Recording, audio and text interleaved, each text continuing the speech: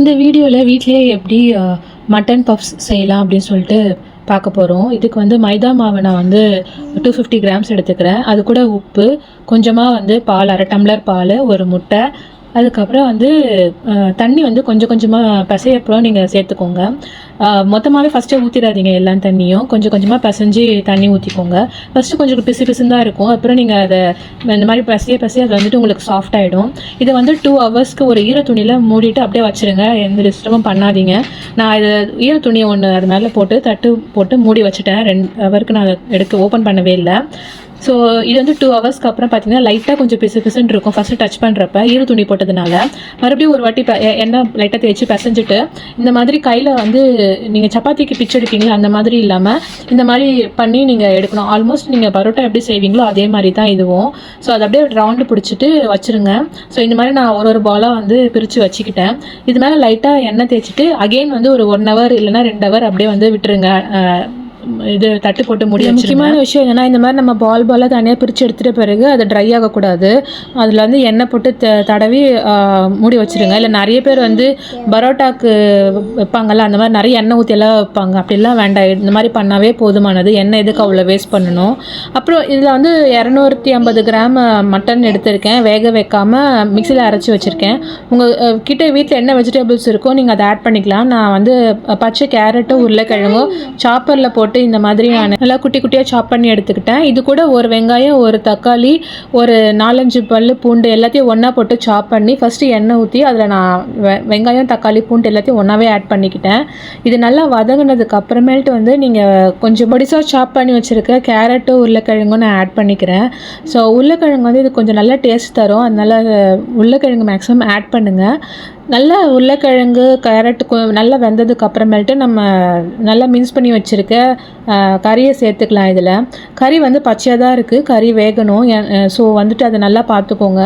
So உங்களுக்கு வேணும்னா வேகலை அப்படின்ற ஒரு டவுட் ஏதாச்சும் இருந்துச்சுன்னா நீங்கள் ஒரு 1/4 டம்ளர் தண்ணி ஊற்றி தட்டு போட்டு மூடி நல்லா வேக வச்சு எடுத்துக்கோங்க. நான் இப்போ பாருங்கள் தண்ணி ஆட் பண்ணுறேன். ஸோ மேக்ஸிமம் எல்லாமே பொடிசாக நம்ம சாப் பண்ணி இருக்கிறதுனால எல்லாமே வெந்துடும். பட் இருந்தாலும் வந்துட்டு நம்ம கறியெல்லாம் யூஸ் பண்ணுறப்ப நம்ம வந்து நல்லா சமைச்சி நல்லா குக் பண்ண கறியாக சாப்பிட்றது ரொம்ப நல்லது. இது கூட வந்து கறி எல்லாமே நல்லா வெந்துட்டதுக்கப்புறம் 1 ஸ்பூன் மஞ்சள்தூள், 1 ஸ்பூன் மிளகாய்த்தூள், அதுக்கப்புறம் நான் 1 ஸ்பூன் சிக்கன் மசாலா ஆட் பண்ணிக்கிறேன். உங்கள் வீட்டில் வந்து நீங்கள் கரம் மசாலா இருந்தாலும் நீங்கள் கரம் மசாலா ஆட் பண்ணிக்கலாம்.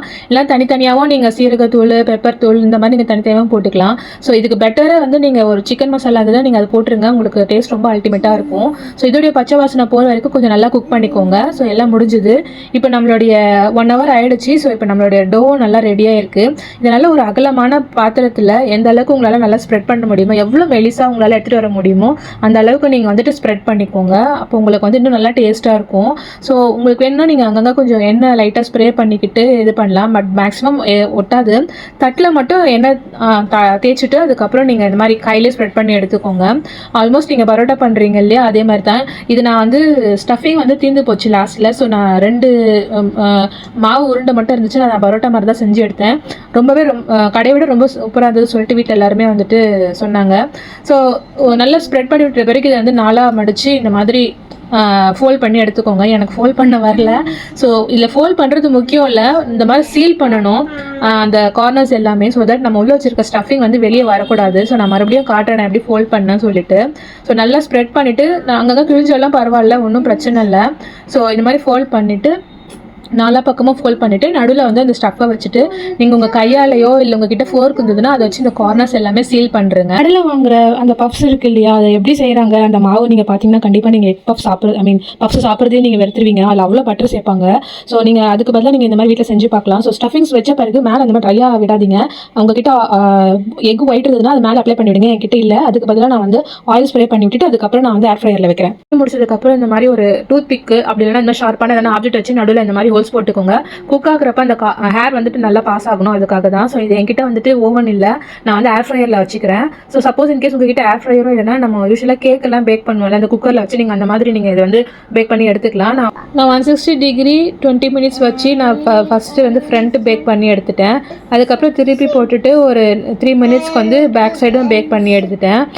ஸோ வந்து ரொம்ப டேஸ்ட்டாக இருந்துச்சு. நீங்கள் நிஜமாக ட்ரை பண்ணி பாருங்கள். என்னென்னா இந்த கார்னர்ஸ் இருக்குல்ல, அது வந்து வந்து கொஞ்சம் தடிசாக இல்லாமல் பார்த்துக்கோங்க. ஸோ எனக்கு 1 2 வந்து இந்த கார்னர்ஸ் மட்டும் கொஞ்சம் திக்காக இருந்த மாதிரி இருந்தது. அவ்வளோதான், மற்றபடி எந்த இதுவும் இல்லை. நல்லா ரொம்ப டேஸ்டியாக இருந்துச்சு. அவ்வளோதான், அங்கே ஜம்முன்னு பேக் பண்ணிக்கிட்டு வீக்கெண்ட் இல்லையா நாங்கள் பீச்சுக்கு கிளம்பி போயிட்டோம். ஸோ ரொம்ப இதே இந்த பேஸ்ட்ரி மாவு நீங்கள் வந்து ரெடிமேடாகவும் விற்குது, இன்ஸ்டாமார்ட்லலாம் நீங்கள் வாங்கலாம். ஸோ அந்த மாதிரி வாங்கினீங்கன்னா அதில் வந்து 10 ஷீட்ஸ் ஆர் 5 ஷீட்ஸ் எனக்கு தெரியல, அதுவே 200 அந்த மாதிரி வருது. அதுக்கு பதிலாக நீங்கள் வீட்லேயே வந்து இந்த மாதிரி நல்லா நீங்கள் ஹெல்த்தியாக நீங்கள் ட்ரை பன்னீர், எக்கு இல்லைனா வெஜிடபிள்ஸ், சிக்கன் இந்த மாதிரி நீங்கள் ஸ்டஃப் பண்ணி ட்ரை பண்ணி பார்க்கலாம்.